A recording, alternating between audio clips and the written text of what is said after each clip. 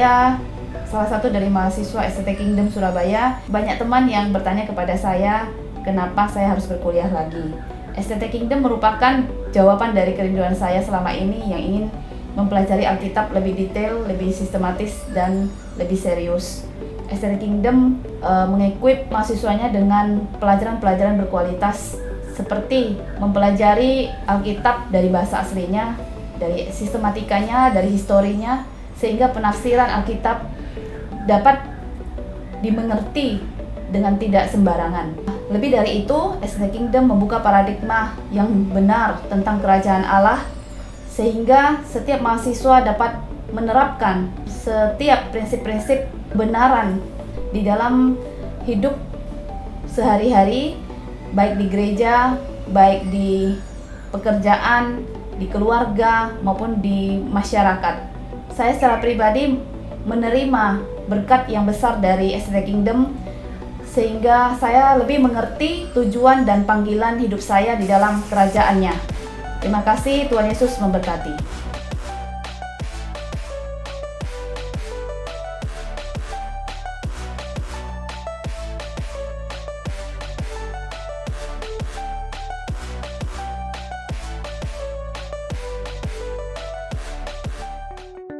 Shalom warga kerajaan, selamat datang di minggu yang kelima di bulan Januari tahun 2021.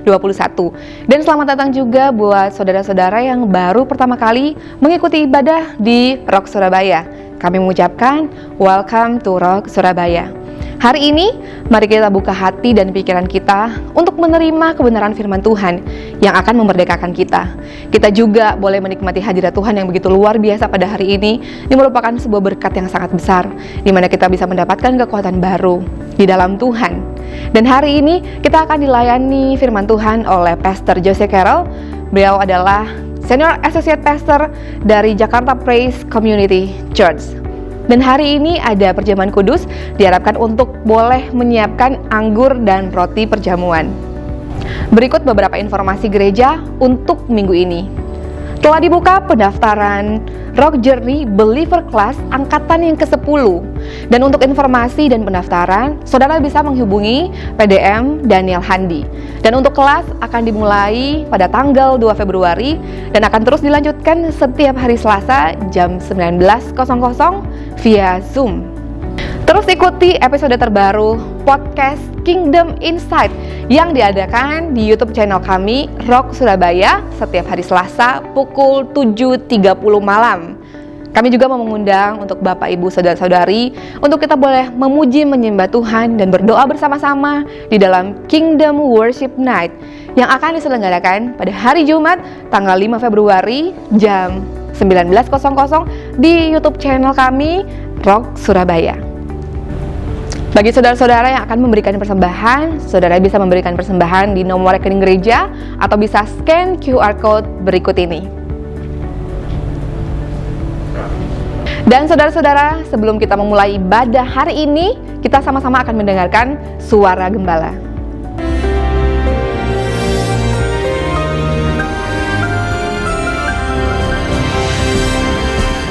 Shalom seluruh warga kerajaan. Saya mau berbicara terutama kepada generasi muda kita. Seringkali saya banyak anak muda berkata pada saya, Pak Gembala, seandainya orang tua saya itu normal, seandainya lingkungan saya itu baik, saya bisa mengikut Tuhan dengan lebih mudah, katanya begitu. Tapi saya memberikan pengharapan kepada kalian. Dalam firman Tuhan tercatat dalam surat 2 Timotius pasal yang pertama. Ada seorang anak muda, namanya sama dengan saya, Timotheus, honoring God. Dan dia tidak dalam keadaan yang sempurna. Minggu yang lalu saya berbicara tentang Samuel dalam keadaan yang sangat tidak sempurna, tetapi makin hebat dalam Tuhan. Maka kita lihat di sini Timotheus tidak punya role model di rumahnya, ya. Dia dididik oleh neneknya Lois dan ibunya Eunike. Kita lihat bagaimana ayahnya adalah seorang Yunani. Kalau zaman sekarang mungkin biasa ya. Tapi pada 2000 tahun yang lalu itu tidak biasa. Karena dia keturunan suku-suku Israel yang tidak mengizinkan pernikahan dengan bangsa lain. Mereka adalah bangsa yang dipisahkan, bangsa yang dipilih oleh Tuhan. Dan kita lihat bagaimana kebanyakan anak-anak muda bermasalah, dan ini suatu sampar yang lebih bahaya dari corona. Yaitu apa itu? Yaitu fatherlessness, ketidak berfungsinya seorang ayah. Ayah daripada Timothy tidak disebutkan siapa namanya. Kalau nggak disebut namanya artinya tidak punya karakter. Nah, saya bersyukur saya adalah Timotius yang muda itu. Ayah saya orangnya sangat seorang outdoor man, seorang pemburu, dan akibatnya saudaraku dia jarang di rumah. Jarang di rumah, suka pergi sebab hobinya itu. Kalau dia punya uang, dia mengupgrade jeepnya yang dibuat amfibi untuk bisa ke hutan, dan dia bisa berminggu-minggu di sana. Ya, hidupnya untuk hobinya. Tetapi saya bersyukur buat nenek saya dan untuk ibu saya. Ya, kedua-duanya memberikan nilai-nilai yang baik dalam hidup saya. Saya ingat nenek saya. Saya datang pada beliau dan saya salah satu cucu kesayangannya berkata, saya bilang, "Mak, Oma itu, Mak, saya hari ini lulus masuk tingkat 3. Dan mak saya berkata, naik tingkat 4 kapan? Ya, nah mesti ujian, minta ujian katanya. Supaya cepat naik tingkat, cepat jadi insinyur. Saya terkejut dengan perkataannya itu. Memang itu berdampak dalam hidup saya. Jadi saya tidak takut ujian. Bahkan nenek saya berkata, datang ke dosenmu minta ujian. Puji nama Tuhan. Dan ibu saya memberikan satu nilai yang luar biasa. Dia mengajar kepada saya untuk tidak membedakan orang dari tingkat sosial, dari latar belakangnya, suku, agama, ras. Dan itu yang membuat kita sampai ada hari ini. Puji nama Tuhan. Karena pendidikan di kemah orang tua kita lebih penting daripada yang pendidikan di gereja ataupun pelayanan saudara. Karena itu tidak bisa digantikan oleh siapapun. Tetapi kekosongan pendidikan itu ditutup oleh Rasul Paulus. Rasul Paulus memberikan pertama berkat kepada Timotius. Dia berkata, kasih, rahmat, damai sejahtera Tuhan Yesus menyertai engkau. Dan dia memberikan role model. Aku hidup dengan hati nurani yang murni seperti nenek moyangku. Dari ibu dan neneknya dia mendapat warisan iman yang tulus ikhlas, iman yang tidak munafik.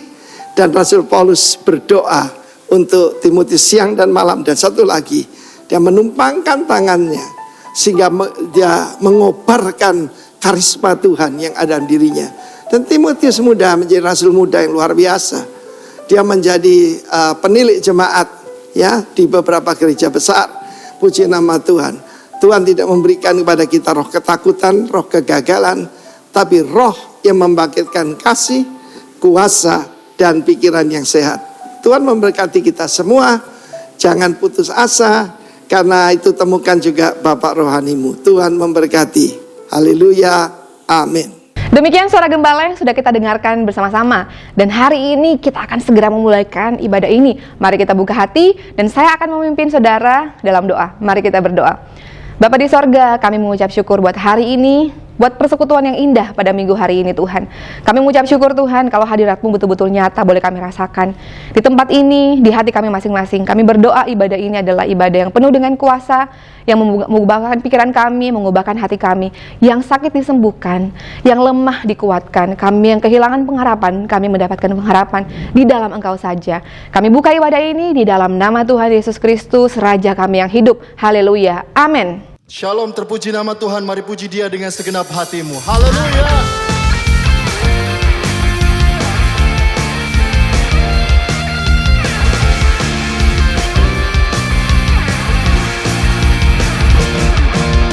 Dasar dari yang ku harapkan, bukti dari segala yang tak kulihat. Iman berikan ku kekuatan untuk melakukan perkara yang hebat. Bersama Roh-Mu ku pasti menang. Tinggi namamu dipuji, hormat, kemuliaan.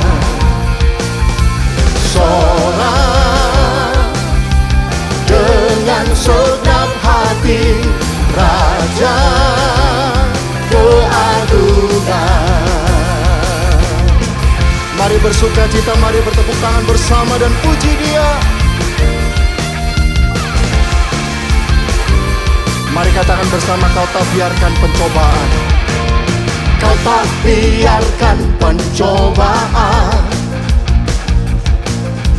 melebihi batas kekuatanku. Kau yang berikanku kemuliaan, semakin serupa dengan gambaranmu. Mari katakan bersama, bersama rohmu. Yang percaya katakan, ku pasti menang. Tinggi namamu dipuji, hormat kemuliaan. Sorak dengan segenap hati, Raja keagungan. Mari puji Dia, Tuhan Allah kita yang dahsyat dan perkasa.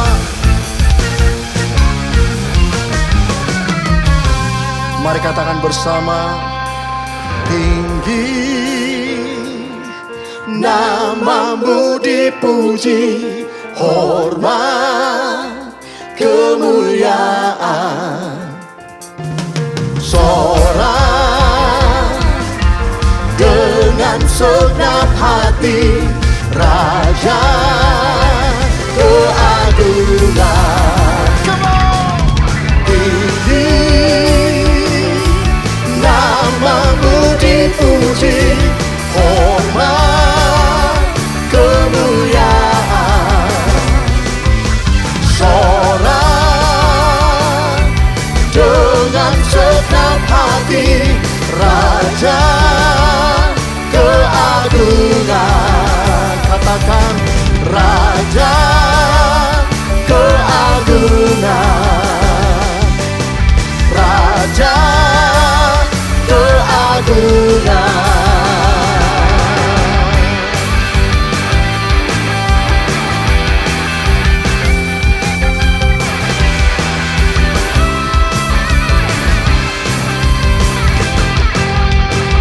Berikan tepuk tangan sorak-sorak bagi Tuhan Allah kita.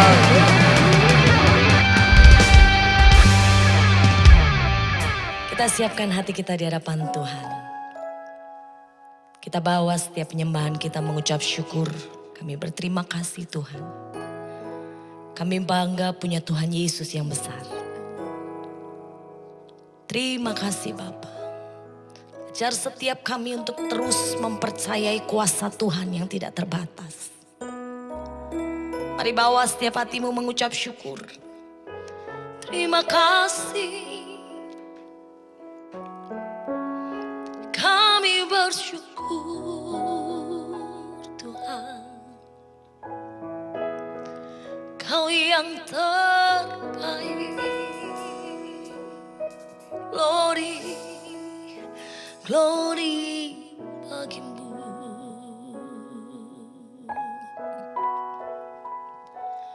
Ku hidup karena percaya Kau yang berjanji setia. Pengharapanku selalu ada di dalam-Mu.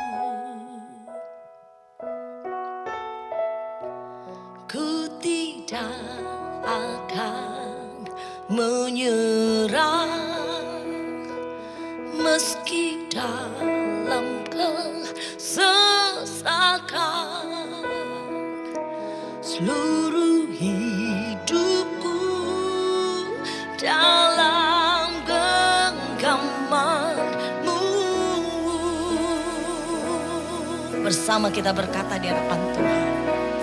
Aku punya Tuhan yang besar, yang telah berjanji dan sanggup menggenapi imanku.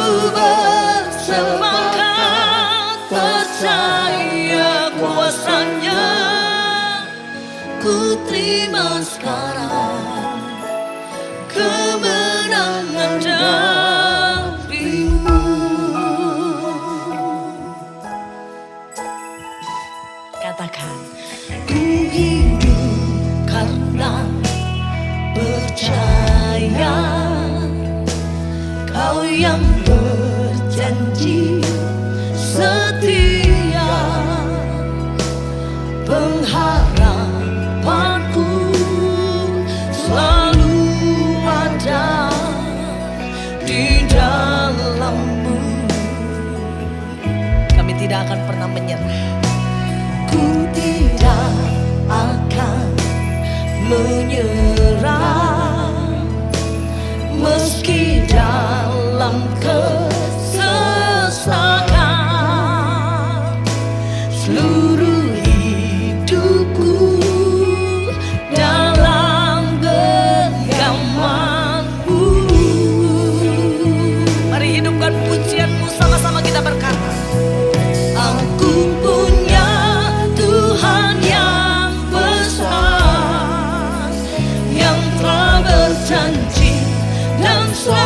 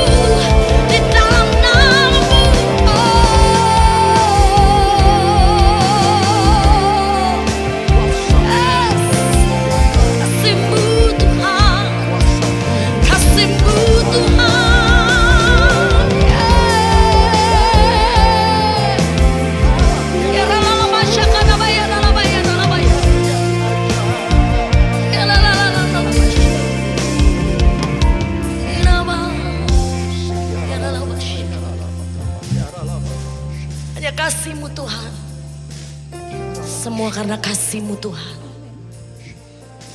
Semua karena kasih Tuhan kami ada. Terima kasih. Mari nikmati hadirat Tuhan. Glory. Yes, Jesus. There is no one like you. No one else can touch my heart like you do. And I can't sit for all eternity. Oh Lord, there is no one like you. Sing, there is no one like you.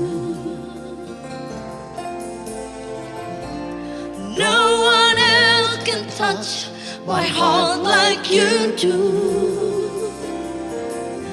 And I can search for all eternity, Lord, and find there is none like you. Come and sing, there is none like you. There is none like you. Nikmati kasih yang menjamah. No one else can touch my heart like you do.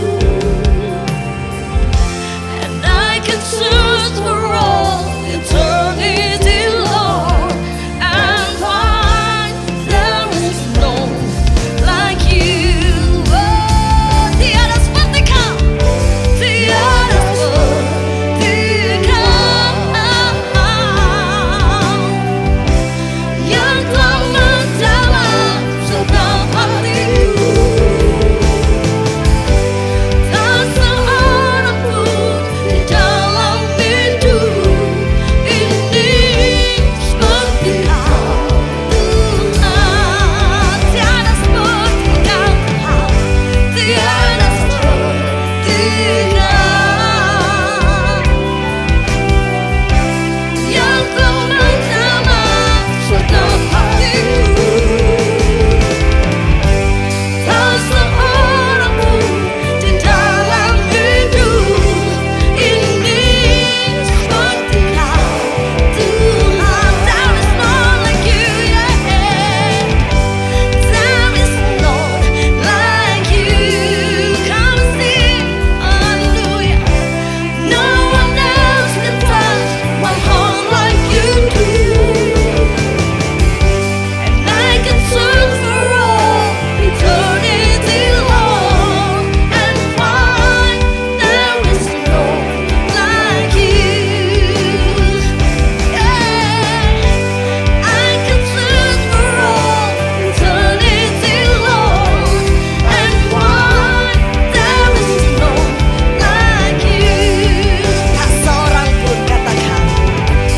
Tak seorang pun di dalam hidup ini seperti Kau, Tuhan. Terima kasih Bapa, terima kasih untuk kasih-Mu. Terima kasih untuk anugerah-Mu. Di dalam nama Tuhan Yesus. Haleluya, haleluya, amin. Salam damai sejahtera pada saudara semua jemaat GBI Rock Surabaya yang dikasihi Tuhan. Apa kabar? Saya Jose Carol dari JPCC di Jakarta dan saya bersyukur untuk kesempatan yang diberikan pada saya pada hari ini untuk melayani saudara. Dan pada kesempatan ini saya juga ingin mengucapkan terima kasih kepada Pastor Daniel dan semua tim pengembalaan yang ada yang sudah memberikan kepercayaan pada saya untuk melayani saudara dengan firman Tuhan. Dan juga sekaligus pada kesempatan ini saya ingin mengucapkan selamat tahun baru kepada saudara semua yang ada, dan saya berdoa supaya 2021 ini dipenuhi dengan anugerah dan rahmat daripada Tuhan. Percaya bahwa tahun 2021 ini akan menjadi tahun yang baik bagi kita semua. Terlepas dari bagaimanapun juga kita telah melewati tahun 2020, saya tetap percaya bahwa Tuhan memegang masa depan kita dan Tuhan selalu menyediakan yang baik bagi kita semua. Amin. Nah, untuk firman Tuhan pada hari ini saya beri judul New Life. Bukan hanya kebetulan kita masuki tahun yang baru, New Year, saya bicara tentang New Life. Ada beberapa hal yang saya yakin akan menolong kita, bermanfaat untuk kita menjalankan kehidupan kita. Dan bukan hanya kehidupan yang baru yang Tuhan janjikan bagi kita, tetapi juga memasuki tahun yang baru. Itu sebabnya doa saya, apapun juga saudara jalankan dalam kehidupan saudara, dalam berbisnis, menjalankan rumah tangga, kehidupan, bahkan menghadapi the new normal. Saudara tahu apa yang saudara lakukan, dan saya berdoa Roh Kudus akan menginspirasi saudara dan memberikan pewahyuan pada saudara sebagaimana yang saudara butuhkan. Mengutip apa yang Yesus katakan pada murid-muridnya di Matius pasal keempat ayat 19 dan 20. Di sana Yesus berkata kepada mereka, "Mari ikutlah aku, dan kamu akan kujadikan penjala manusia." Lalu mereka pun segera meninggalkan jalannya dan mengikuti dia. Ayat yang baru saja saya kutip adalah ayat di mana pada saat pertama kali Yesus memanggil murid-muridnya. Pada saat Yesus baru mulai merintis tim yang dia butuhkan, atau tim yang dia bayangkan akan menolong dia untuk melakukan apa yang Bapa di surga percayakan pada dia untuk dia lakukan. Pada saat itu dia memanggil murid-muridnya dan dia berkata, "Ikutlah aku." Dan kemudian murid-murid meninggalkan kehidupan mereka yang lama atau pekerjaan yang lama dan dikatakan dia memanggil mereka untuk kemudian dia berjanji, "Aku akan menjadikan engkau penjala manusia." Nah, bicara soal hidup yang baru, new life, bukan cuma bicara soal kebiasaan kita yang baru, ritual yang baru, kebaktian, persembahan, bahkan aktivitas kita dalam pelayanan dan melayani Tuhan. Bahkan bukan baptisan, bukan berarti bahwa semua yang tadi saya katakan tidak penting. Untuk beribadah, untuk berbakti, untuk melayani, untuk punya kebiasaan memberikan persembahan kepada Tuhan, dan melayani Tuhan, termasuk untuk dibaptis. Semua itu yang saya katakan itu baik dan perlu kita lakukan. Tetapi hanya melakukan apa yang baru saja saya ucapkan tadi itu saja, tidak cukup dan tidak otomatis menjadikan kita pengikut Kristus yang sejati dan menunjukkan bahwa kita sudah menghidupi kehidupan yang baru. New life adalah sebuah perjalanan yang kita lakukan hingga kita berubah sepenuhnya menjadi serupa dengan Kristus sebagaimana yang firman Tuhan katakan, dan kita kemudian menyelesaikan setiap rancangan yang Tuhan tetapkan bagi setiap kita di muka bumi ini. Ya, itu sebabnya yang harus terjadi dalam perjalanan ini adalah transformasi diri kita menjadi semakin serupa dengan Kristus. Nah, pada saat kita menerima Kristus menjadi Tuhan jujur selamat kita secara pribadi, perjalanan yang baru ini, pertualangan yang baru, the new journey, menjadi pribadi yang baru, new life, kehidupan kita yang baru, ini baru saja dimulai. It is just the beginning. Dan Alkitab meyakinkan pada kita bahwa keselamatan yang Tuhan janjikan kepada kita, keselamatan yang kekal, sudah diberikan pada kita dan kita sudah terima sejak awal daripada permulaan perjalanan ini. Itu sebabnya karena keselamatan yang kita terima itu bukanlah hasil pekerjaan kita, tetapi anugerah daripada Tuhan. Sebabnya Efesus pasal kedua 8 dan 9 katakan bahwa itu adalah pemberian Allah dan itu bukan hasil pekerjaanmu, jangan ada seorang pun yang memegahkan diri. Dan itu sebabnya bahwa tidak jarang kita temukan bahwa dalam kehidupan kita menjadi orang percaya, kita temukan ada banyak orang yang sepertinya rajin ke gereja, sepertinya rajin untuk beribadah, bahkan aktif dalam melayani. Bahkan mungkin kita seringkali dengar bahwa dia rajin dan rutin memberikan persembahan kepada Tuhan, sudah dibaptis. Namun karena satu dan lain hal kemudian kita dengarkan bahwa orang itu tidak memberikan kesaksian yang membanggakan. Ada hal-hal yang justru memalukan yang dilakukan oleh pribadi tersebut. Nah, seringkali pada saat itu terjadi, saya diperhadapkan dengan pertanyaan yang seperti ini. Kok bisa ya orang Kristen seperti itu?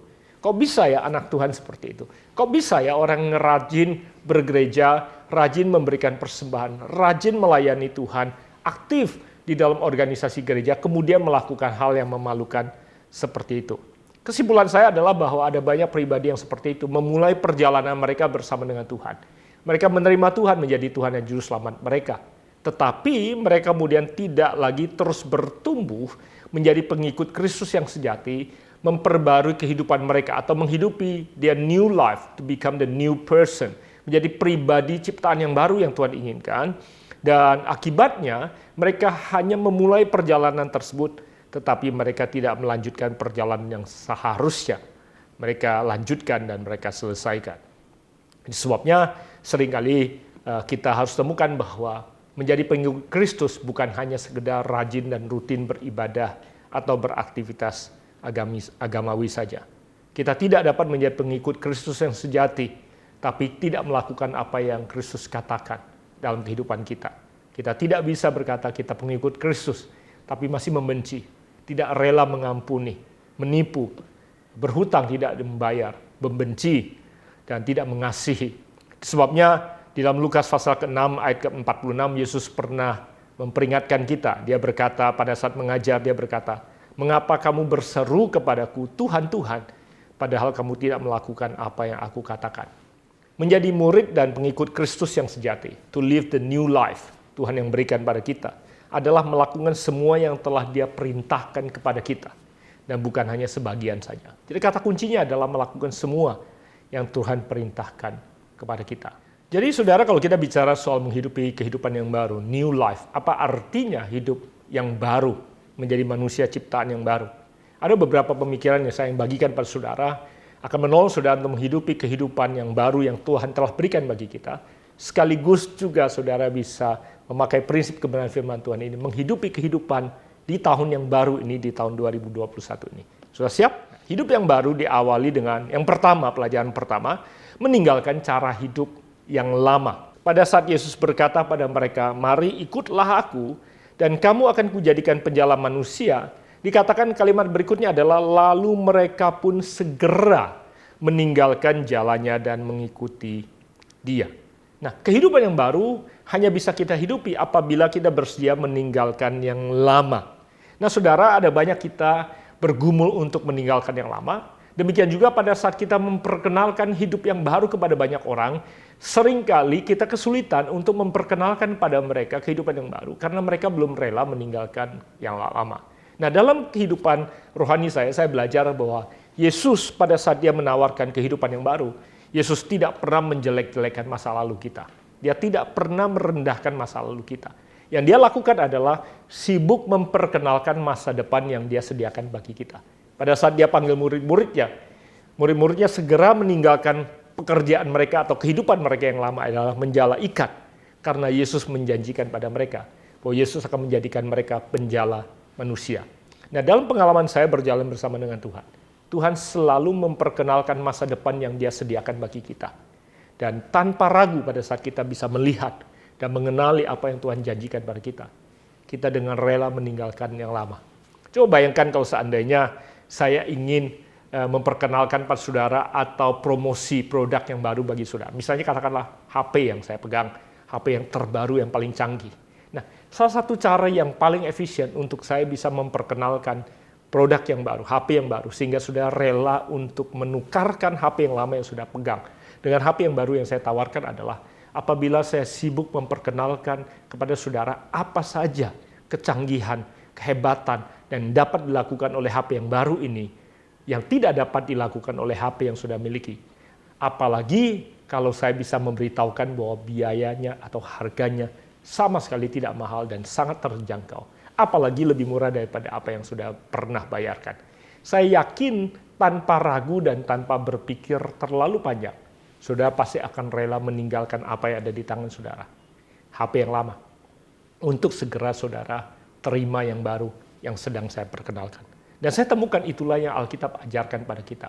Alkitab tidak pernah menjelek-jelekan kita dan kehidupan kita yang lama. Tuhan tidak pernah menjelekkan kehidupan kita yang lama. Tetapi Alkitab selalu memberitahukan pada kita the new life that He has prepared for us. Masa depan yang Tuhan sediakan bagi kita selalu dan pasti lebih baik daripada masa lalu kita. Yeremia 29 ayat 11 katakan bahwa sebab aku ini tahu atau mengetahui rancangan-rancangan apa yang ada padaku mengenai kamu. Demikianlah firman Tuhan, yaitu rancangan damai sejahtera dan bukan rancangan kecelakaan untuk memberikan kepadamu hari depan yang penuh pengharapan.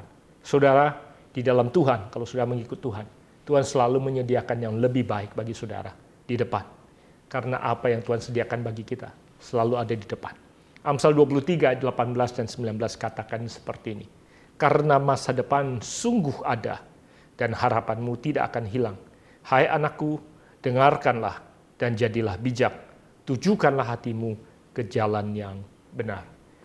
Tahun 2021 ini akan menjadi tahun yang penuh dengan pengharapan. Karena kalau saudara meneliti Alkitab, mempelajari firman Tuhan, baik itu di perjanjian lama maupun perjanjian baru, kata masa depan selalu dikaitkan dan dihubungkan dengan kata pengharapan. Dikatakan, Amsal tadi katakan, karena masa depan sungguh ada dan harapanmu tidak akan hilang. Apabila saudara mencari ayat di Alkitab, di mana kalimat atau ayat yang berisi kata masa depan, selalu ada kata pengharapan di situ. Demikian juga tadi di Yeremia pasal yang ke-29. Dia katakan, aku akan memberikan padamu masa depan penuh dengan harapan. Saya mengerti ada banyak di antara saudara yang bergumul di tahun 2020. Dalam keuangan, dalam kesehatan, dalam pekerjaan, dalam rumah tangga, dan dalam banyak hal. Saya juga tidak menafikan bahwa ada di antara saudara yang kehilangan orang-orang yang saudara kasih. Terlepas dari apapun yang terjadi. Saya berdoa, saudara mampu melihat kebaikan Tuhan. Dan melihat tangan Tuhan yang sedang menuntun dan memimpin saudara. Di balik segala sesuatu yang terjadi. Doa saya adalah bahwa di tengah-tengah badai yang saudara alami pun, saudara masih dapat melihat Yesus yang ada dalam perahu kehidupan saudara. Sekali lagi, sama seperti pengalaman murid-muridnya yang ada di atas kapal bersama dengan Yesus. Pada waktu itu, kapal mereka sedang dihantam oleh ombak, sedang berhadapan dengan badai. Hanya saja, sayang sekali murid-muridnya waktu itu lebih takut melihat badai dan ombak yang datang, dibandingkan melihat Yesus yang sedang tertidur di kapal dan perahu mereka. Doa saya, saudara tidak melakukan hal yang sama sebagaimana murid-murid. Murid-muridnya waktu itu ketakutan, dan akibatnya membangunkan Yesus, dan bahkan mereka menuduh Yesus bahwa Yesus tidak peduli kepada mereka. Mereka berkata, Guru, engkau tidak peduli kalau kami binasa. Kemudian Yesus menjawab, kenapa engkau tidak percaya? Dan Yesus kemudian menghardik ombak tersebut dan badai tersebut. Dan kata-kata yang Yesus pakai untuk mendiamkan ombak adalah kata-kata yang dia pakai bukan untuk mendiamkan objek atau fenomena alam. Tapi kata-kata yang dia pakai adalah untuk mendiamkan pribadi yang sedang bekerja di balik ombak dan badai yang ada. Saudara, Yesus tidak berjanji perjalanan kita akan selalu tenang. Badai akan datang. Tetapi Yesus berjanji, dia tidak akan pernah meninggalkan kita. Karena dia adalah Immanuel, Allah yang beserta dengan kita. Ketahuilah saudara bahwa dia tidak pernah meninggalkan perahu saudara. Dia ada dalam perahu kehidupan saudara. Sebagaimana Yesus menghardik ombak dan badai yang datang. Saya percaya saudara diberi otoritas dan kuasa yang sama. Untuk berkata-kata yang sama kepada pribadi yang berada di balik semua gejolak yang ada. Itu berkata, diam dan tenanglah. Menarik sekali dalam bahasa Inggris kata diam dan tenanglah memakai kata shut up. Dengan kata lain, seperti yang mereka berkata pada pribadi yang berada di balik semua gejolak yang ada. Berkata, kamu diamlah, dan apapun yang kau lakukan tidak akan mampu merampas damai sejahtera, keyakinan dan imanku, pengharapanku kepada Kristus yang sedang tertidur di perahu kehidupanku. Itu doa saya bagi saudara, dan saya berdoa saudara bisa melihat pengharapan dan masa depan di tahun 2021. Saya ingin tutup poin pertama ini sebelum saya pindah pada poin berikutnya dengan mengutip Kisah Para Rasul pasal kedua, ayat 17 dan 18 yang berjanji seperti ini. Dikatakan bahwa akan terjadi pada hari-hari terakhir. Demikianlah firman Allah, bahwa aku akan mencurahkan rohku ke atas semua manusia. Maka anak-anakmu laki-laki dan perempuan akan bernubuat, dan teruna-terunamu akan mendapat penglihatan-penglihatan. Dan orang-orangmu yang tua akan mendapat mimpi. Juga ke atas hamba-hambaku laki-laki dan perempuan akan kucurahkan rohku pada hari-hari itu dan mereka akan bernubuat. Dikatakan bahwa janji Tuhan pada kita, sama seperti di kitab Yoel dijanjikan bahwa di hari-hari terakhir, roh Tuhan akan dicurahkan pada manusia. Roh Tuhan, roh sumber kehidupan itu akan turun dan tinggal dalam kehidupan manusia. Nah, tanda-tanda seseorang dipenuhi oleh roh Allah, tanda-tanda bahwa manusia dipenuhi oleh roh Allah, roh kehidupan adalah bahwa mereka akan bernubuat, mereka mendapatkan mimpi, yang tua akan mendapatkan mimpi, dan anak-anak yang muda akan mendapatkan teruna-teruna, akan mendapatkan penglihatan, visions. Jadi visions, dreams, and prophecy, mimpi, penglihatan, dan nubuatan adalah tanda bahwa seseorang penuh dengan roh Allah. Saudara, kehidupan selalu ditandakan dengan kemampuan seseorang untuk melihat ke depan. Karena mimpi, visi, dan nubuatan adalah sesuatu yang terletak di masa depan. Pernikahan yang hidup, perkataan mereka adalah masa depan. Pelayanan yang hidup, gereja yang hidup, selalu visinya ada di depan. Janji dan perkataan mereka selalu berkaitan dengan apa yang akan terjadi di masa depan. Doa saya bagi setiap saudara adalah 2021, saudara awali dengan pengharapan. Mata saudara, doa saya, Tuhan buka untuk melihat apa yang Tuhan tempatkan dalam kehidupan saudara di depan. Apabila sudah mulai melihat apa yang Tuhan janjikan, hati sudah menangkapnya. Saya berdoa sudah tidak dipengaruhi oleh keraguan dan ketakutan yang terjadi karena 2020. Dan sudah bisa melangkah dalam iman. Dan mulai melangkah dengan setidaknya berkata-kata bahwa pernikahanku, keuanganku, perusahaanku, pekerjaanku, karirku, masa depanku, cita-citaku dapat terpenuhi dan terjadi di tahun 2021 terlepas dari apapun yang terjadi. Terlepas dari ketidakpastian soal vaksin. Bagaimana juga pandemi ini akan berlangsung. Aku percaya bahwa Tuhan yang memegang masa depanku. Dan Tuhan akan menuntun aku untuk mengejar apa yang Tuhan sediakan bagi aku di tahun 2021 ini. Amin. Itu pelajaran yang pertama. Yang kedua adalah menanggalkan manusia lama. Efesus pasal yang keempat ayat ke-21 sampai ke-24 berkata seperti ini. Karena kamu telah mendengar tentang Dia dan menerima pengajaran di dalam Dia, menurut kebenaran yang nyata dalam Yesus, yaitu bahwa kamu berhubung dengan kehidupan kamu yang dahulu harus menanggalkan manusia lama yang menemui kebinasaannya oleh nafsunya yang menyesatkan, supaya kamu dibaharui dalam roh dan pikiranmu dan mengenakan manusia baru yang telah diciptakan menurut kehendak Allah di dalam kebenaran dan kekudusan yang sesungguhnya. Nah, Paulus katakan bahwa kita harus menanggalkan manusia yang lama dan mengenakan yang baru. Seperti seolah-olah kita melepaskan baju yang lama dan mengenakan baju yang baru. Dengan kata lain, saudara harus membakar jembatan untuk kembali ke masa lampau, ke kehidupan yang lama dan sepenuhnya menghidupi kehidupan yang baru. Saya mau kutip Kolose pasal ketiga ayat ke-9 dan ayat ke-10 dalam bahasa Inggris, terjemahan Message Bible terutama. Dikatakan seperti ini, Paulus katakan pada jemaat di Kolose, "Don't lie to one another." Jangan saling membohongi. You are done with that old life. Engkau sudah selesai dengan hidup yang lampau. It's like a filthy set of ill-fitting clothes you strip off and put in the fire. Now you've dressed in a new wardrobe. Every item of your new way of life is custom made by the Creator with His label on it. Dikatakan, kamu sudah selesai dengan hidup yang lama. Hidup yang lama seperti pakaian yang sama sekali tidak pas ukurannya, yang telah engkau lepaskan dan dikatakan, kata kuncinya adalah engkau campakkan ke dalam api, dibakar habis.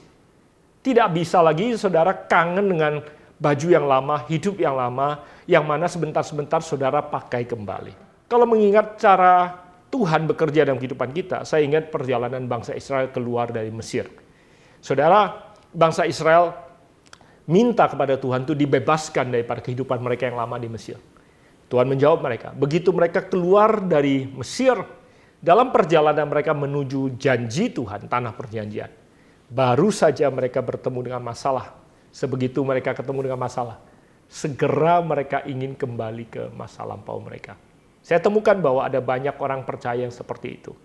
Pada saat mereka keluar dari kehidupan yang lama, mereka dalam proses perubahan, transformasi, pembentukan yang Tuhan izinkan mereka lewati. Dan pada saat mereka berhadapan dengan tantangan, mereka seringkali ingin kembali ke dalam kehidupan mereka yang lama. Nah, Tuhan ingin mengubah kehidupan kita. Yang Tuhan inginkan dalam kehidupan kita adalah perubahan dan pembentukan di dalam perjalanan ini. Dan tidak kembali kepada manusia dan kehidupan yang lama. Di Lukas pasal kelima ayat 36 dikatakan, ayat firman Tuhan ini katakan begini. Ia mengatakan juga suatu perumpamaan kepada mereka. Tidak seorang pun mengoyakkan secarik kain dari baju yang baru untuk menambalkannya pada baju yang tua. Jika demikian, yang baru itu juga akan koyak.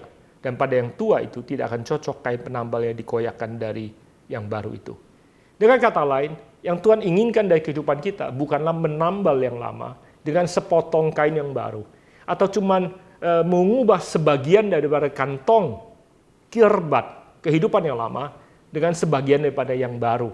Yang Tuhan ingin lakukan bukan modifikasi kehidupan. Yang Tuhan ingin lakukan adalah transformasi kehidupan secara total.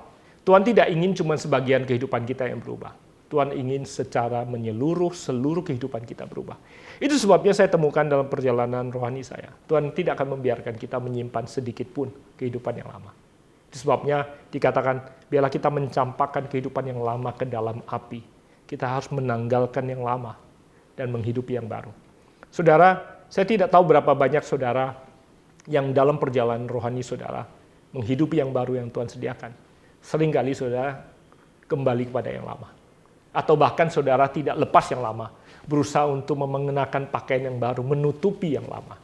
Saudara, kekristenan tidak kita jalankan seperti itu. Saudara rela meninggalkan yang lama dan sepenuhnya mengikuti Tuhan. Dan ini yang membawa saya dan menghantarkan saya masuk kepada poin yang terakhir. Selain kita perlu meninggalkan kehidupan atau cara hidup kita yang lama, our old way of doing things, cara kita menjalankan kehidupan, cara kita bekerja, cara kita berdagang, cara kita menjalankan pernikahan, meninggalkan manusia yang lama, kebiasaan yang lama, meninggalkan apapun yang pernah ada dalam kehidupan kita, meninggalkan dan melemparkannya ke dalam api. Yang terakhir, kita harus menjadi manusia yang baru. Itu sebabnya menjadi manusia yang baru adalah sebuah perjalanan. It is a journey. Bukan sebuah kejadian saja waktu kita bertobat dan menerima Tuhan. Tetapi sebuah perjalanan yang akan membawa kita untuk semakin hari menjadi semakin serupa dengan Kristus. Sekali lagi. 2 Korintus 5 ayat 17 katakan, siapa yang ada di dalam Kristus, ia adalah ciptaan yang baru. Yang lama sudah berlalu. Dan sesungguhnya yang baru sudah datang. Nah, terjemahan bahasa Inggris New Living Translation memberikan pengertian pada kita tentang apa artinya sesungguhnya yang baru sudah datang. Karena kita tahu bahwa menjadi ciptaan yang baru bukan seperti membalikkan telapak tangan saja bahwa kita tiba-tiba berubah menjadi yang baru. Terjemahan New Living Translation memberikan pengertian yang sangat jelas kepada kita. Dikatakan seperti ini. What this means is that those who become Christians become a new persons. They are not the same anymore, for the old life is gone. Perhatikan, a new life has begun. Sebuah perjalanan atau sebuah kehidupan yang baru sudah dimulai.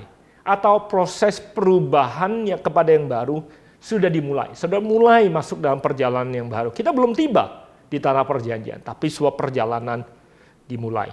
Nah, itu sebabnya kembali lagi mengutip Kolose pasal ketiga ayat 9 dan 10 yang tadi saya sempat kutip dalam bahasa Inggris, katakan jangan lagi kamu saling mendustai karena kamu telah menanggalkan manusia lama serta kelakuannya dan telah mengenakan manusia baru yang, perhatikan, terus-menerus diperbaharui untuk memperoleh pengetahuan yang benar menurut gambar Khaliknya. Dikatakan kita akan terus-menerus diperbaharui, semakin lama semakin mengenal gambar pencipta kita. Nah, bangsa Israel tidak perlu 40 tahun sebenarnya untuk tiba di tanah perjanjian. Saudara yang pernah pergi berkunjung melakukan tur ke Mesir dan Israel sudah tahu bahwa kalau mereka mengambil jalan yang cukup pintas, cukup beberapa minggu saja, mungkin tidak lebih lama dari 2 minggu, mereka bisa mencapai tanah perjanjian. Nah, mengapa mereka perlu 40 tahun? Bukan karena mereka pakai aplikasi navigasi yang kurang canggih.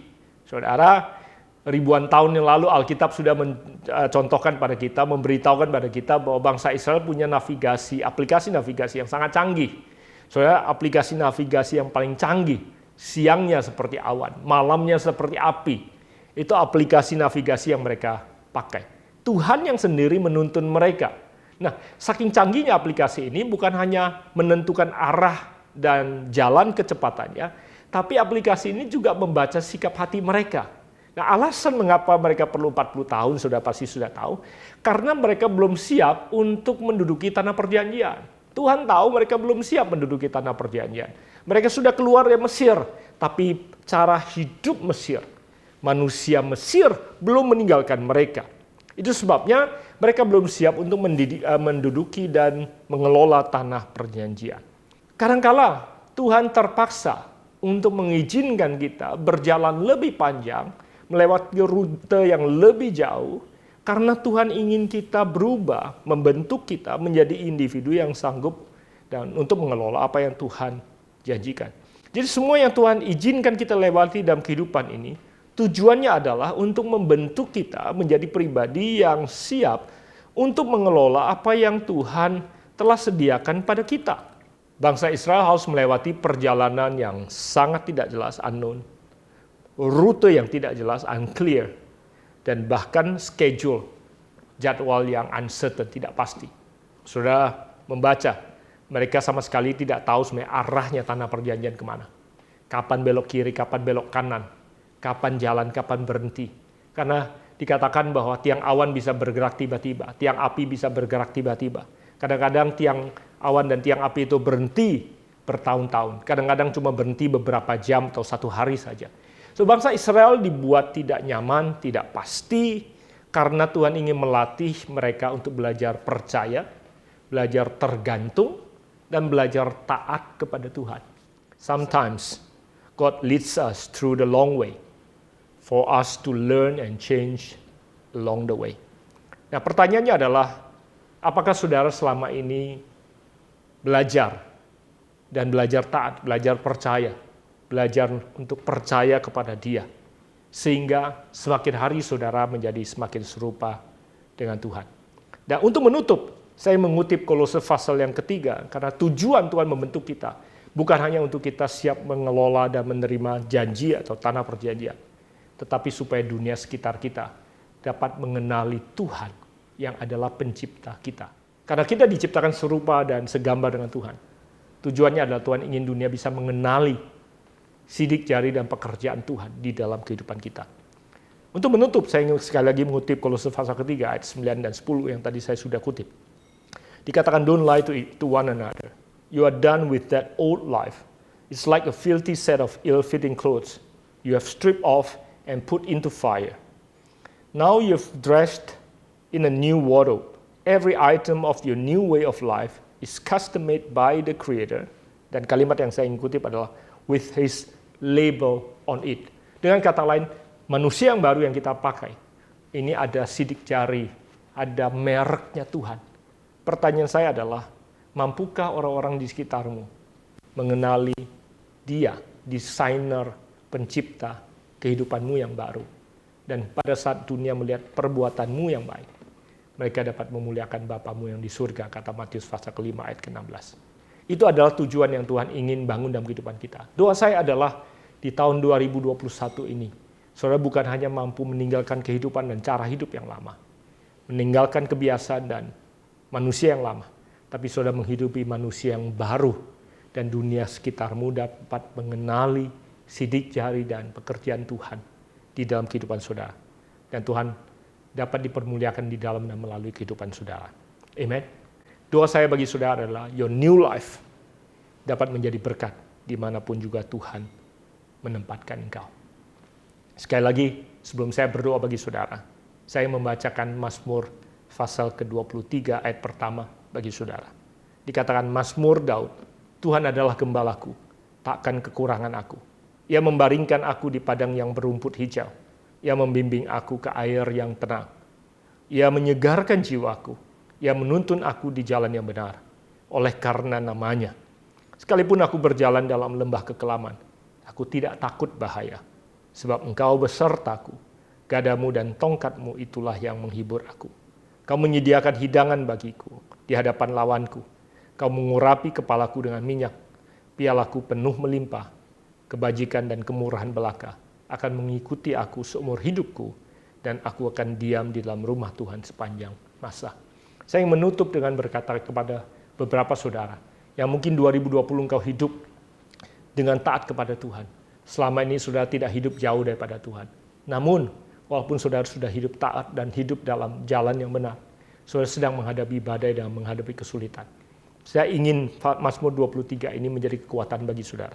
Karena dikatakan bahwa walaupun gembalanya yang baik ini, yang membaringkan dia di padang yang berumput hijau, yang membimbing dia ke air yang tenang, yang menyegarkan jiwanya, yang menuntun dia di jalan yang benar.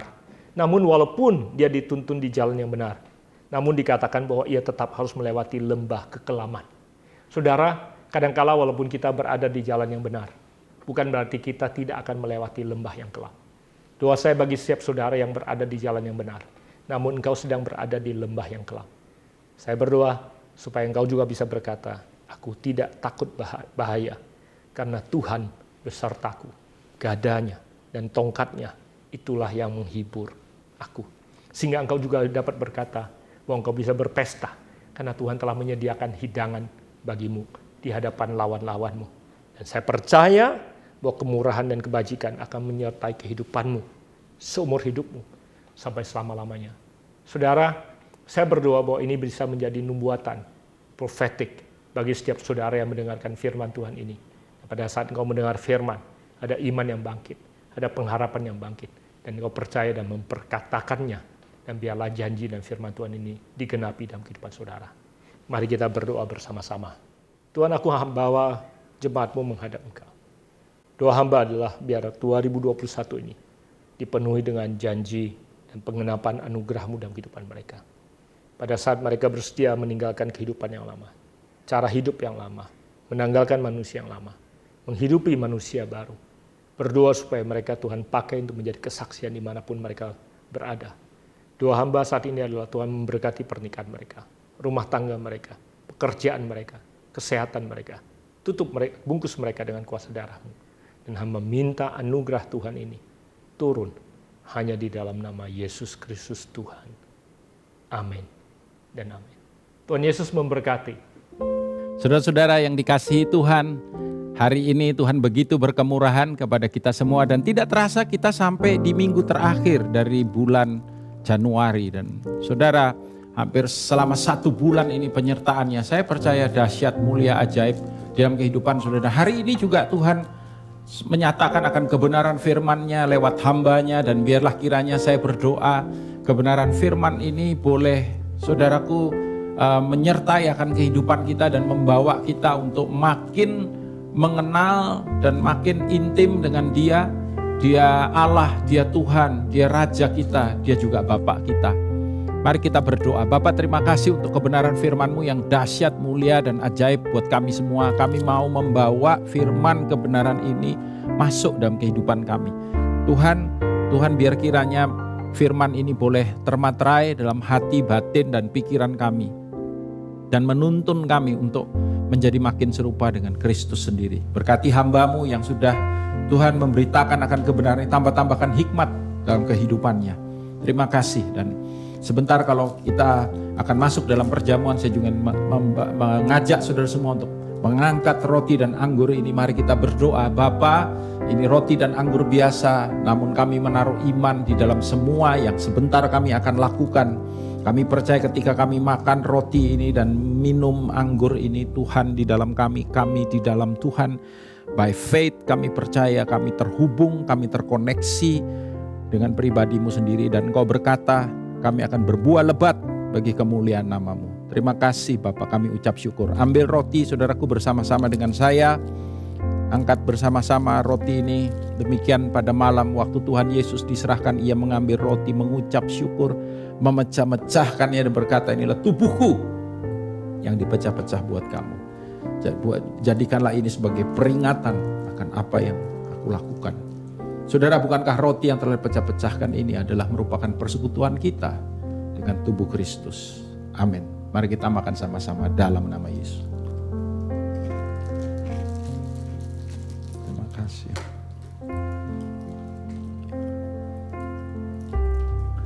Angkat cawan bersama-sama. Demikian juga ia mengambil cawan sudah makan. Lalu berkata, inilah cawan perjanjian baru yang dimeteraikan oleh darahku, darah yang dicurahkan untuk pengampunan dosa. Darah yang dicurahkan untuk membawa kita hidup, tidak lagi dibawa kutuk, tapi dibawa berkat. Ucap syukur Bapa. Saudara-saudara, bukankah cawan pengucapan syukur yang di atasnya kita ucapkan syukur? Ini adalah persekutuan kita dengan darah Yesus. Minum sama-sama dalam nama Yesus. Terima kasih sekali lagi Tuhan untuk hari yang baru, hari yang luar biasa, hari yang dahsyat.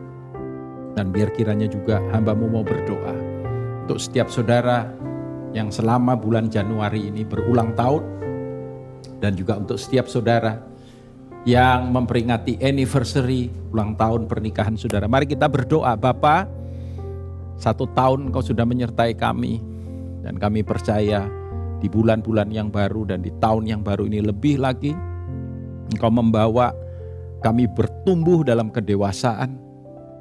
Kami yang berulang tahun dan kami yang memperingati akan anniversary daripada pernikahan kami. Kiranya anggur yang baru senantiasa dicurahkan. Kingdom marriage, kingdom blessing be upon us, kami percaya. Dan biar di dalam dan lewat kehidupan pribadi dan kehidupan pernikahan kami, nama Tuhan dipermuliakan. Terpuji namamu Bapa, di dalam nama Tuhan Yesus kami meminta semuanya. Angkat kedua tangan saudara dan biarlah kiranya sekali lagi semua berkat yang terbaik, berkat dari Sang Raja, berkat yang menyertai keluar masukmu, berkat yang membuat apa yang kau kerjakan berhasil, berkat yang menjaga, melindungi engkau daripada semua yang jahat, berkat yang membawa hidupmu dalam penyertaan, penyediaan dan pemeliharaan yang daripada Dia, dan berkat yang membawa kehidupanmu dalam pengiringan yang makin dewasa, memuliakan akan namanya, membesarkan dan membawa engkau berjalan di dalam kehendak-Nya. Di dalam nama Tuhan Yesus, semua saudara yang percaya diberkati, ucapkan sama-sama amin. Selamat hari Minggu, Tuhan Yesus memberkati. Haleluya. Terima kasih telah beribadah bersama-sama dengan Rock Surabaya. Bagi saudara-saudara yang membutuhkan informasi, bantuan doa, boleh menghubungi nomor telepon berikut. Dan kemudian saya mengingatkan buat saudara-saudara untuk mengikuti Komsel setiap hari Rabu. Bagi saudara-saudara yang belum tergabung di dalam Komsel, ayo sama-sama kita libatkan diri kita di komunitas sel. Dan minggu depan kita akan dilayani oleh Gembala Rock Surabaya, Pastor Daniel Januar Tanujaya. Dan saya mau menghimbau kepada saudara-saudara untuk bisa share link ini dan follow, bahkan like, boleh subscribe juga di media sosial kami di Rock Surabaya. Have a blessed Sunday and God bless you all.